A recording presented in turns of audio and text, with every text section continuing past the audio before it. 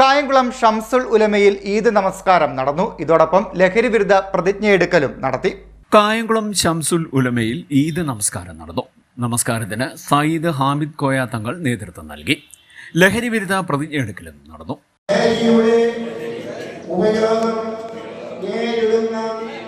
ഈ വലിയ സാമൂഹ്യ പ്രശ്നം തീർക്കുന്നതിനായി ഇസ്ലാമിക തത്വങ്ങൾ പ്രചോദിപ്പിച്ച് ലഹരിമുക്ത മഹല്ല് സൃഷ്ടിക്കുവാൻ ഞാൻ ശ്രമിക്കും.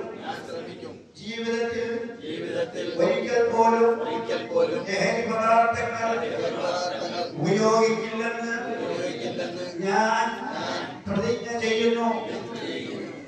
പരിശുദ്ധ റമദാനിൽ ആർജിച്ചെടുത്ത ക്ഷമയും കൃത്യനിഷ്ഠയും സാമൂഹ്യ സൗഹാർദ്ദത്തെയും നശിപ്പിക്കുന്ന വലിയ ദുരന്തമാണെന്ന് ഞാൻ ആഴത്തിൽ തിരിച്ചറിഞ്ഞിരിക്കുന്നു.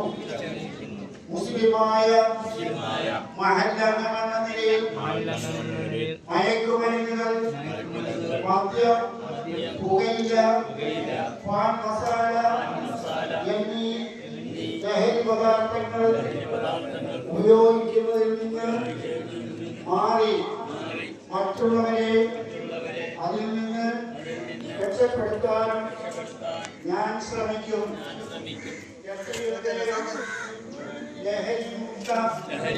മഹല്ല് സൃഷ്ടിക്കുവാൻ ഞാൻ പരിശ്രമിക്കും.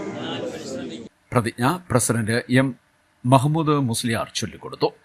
ഹാഫിസ് ഹുസൈൻ മന്നാനി, നാസർ മുസ്ലിയാർ, അസീസ് മുസ്ലിയാർ, ബഷീർ സഫ തുടങ്ങിയവർ സംസാരിച്ചു. ഫീഡിനെറ്റ് ന്യൂസ്, കായംകുളം.